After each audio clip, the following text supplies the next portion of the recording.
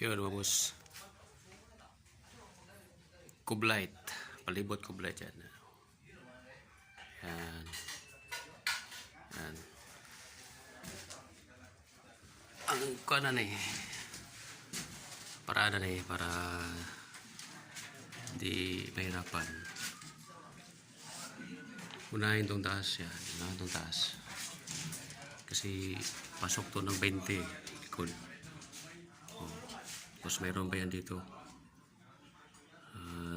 10 cm si cubes ay gawin siyang cube.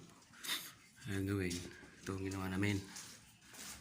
Ito nagyan man namin to ng straight na ito, itong hanger. Ayan, lahat yan hanger yung lahat yan. Ginawa namin yung hanger, hinangiran na namin 20 yan mula rito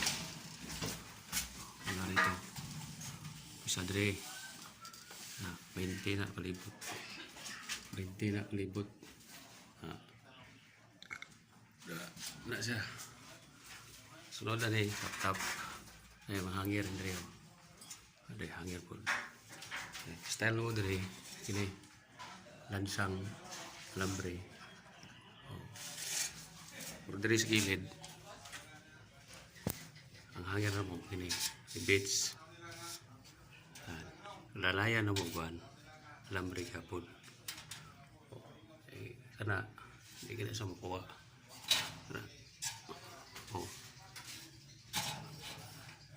nakalansang sa diri ulo medyang lansang nakuha na nadala baliban sa diri kini support napa alambre na dubli lagi na unsa diba 20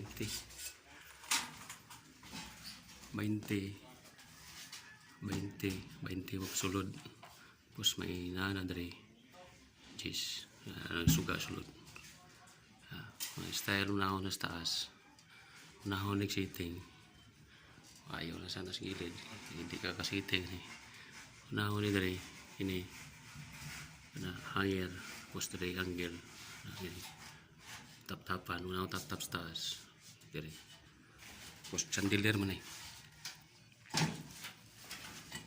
chandelier ni suga di chandelier gawa mo tanga mo ni plywood tas ni para pang drill dre scroll la carpet sila plywood carpet plywood good diba.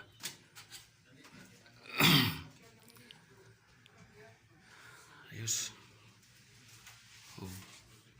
Kinala ni ini ang hanger niya naka wanya straight yan ito pakai pagbutan yung mga angle diretso na diba diretso na siya kinala nakakuha niya siya nakatuntun o nakahulog yan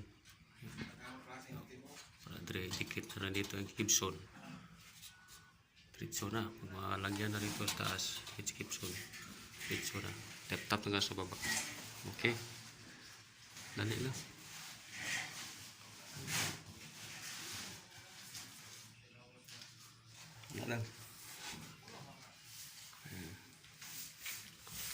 yan wala namin kon angle pag angle pag nakatap-tapan dito wala na ikadrilan ginawa paring na kayo kabitan. Okay. Okay.